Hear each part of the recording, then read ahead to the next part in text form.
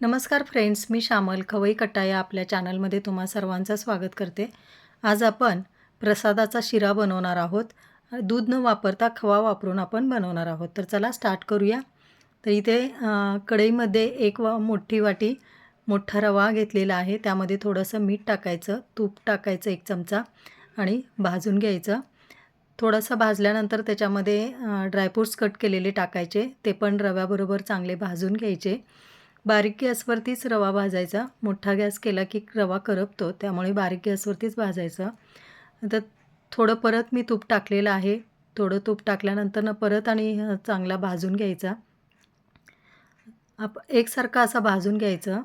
माझ्या चॅनलला सबस्क्राईब केलं नसेल तर प्लीज सबस्क्राईब करा। बघा असा कलर चेंज होईपर्यंत आपण भाजून घ्यायचा आहे। आता हा कलर चेंज झालेला आहे, त्यामध्ये आपण मनुके टाकलेत, ते पण थोडेसे भाजून घेतले आणि गरम पाणी एका गॅसवरती करायला ठेवलेलं आपण।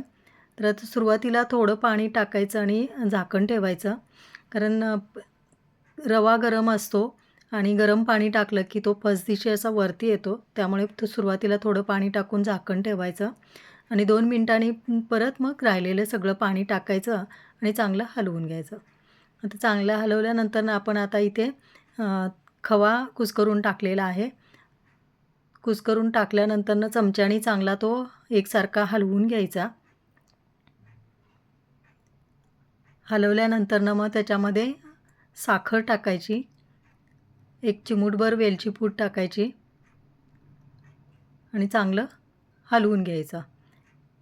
बारीक गॅसवरतीच करायचं, मोठा गॅस बिलकुल करायचं नाही। बारीक गॅसवरतीच हा छान असा शिजतो। आता चांगलं सगळं हलवून झालेलं आहे। साखर पण छान विरघळली। आता झाकण ठेवून 1-2 मिनिटं शिजायला ठेवायचं। तर छान शिजलाय। परत एकदा थोडंसं जरा तूप टाकायचं आणि चांगलं मिक्स करून घ्यायचं।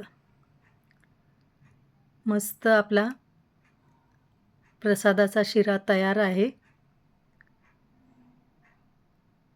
नक्की ट्राय करा आणि व्हिडिओ आवडला असेल तर प्लीज लाईक, शेअर आणि सबस्क्राईब करा।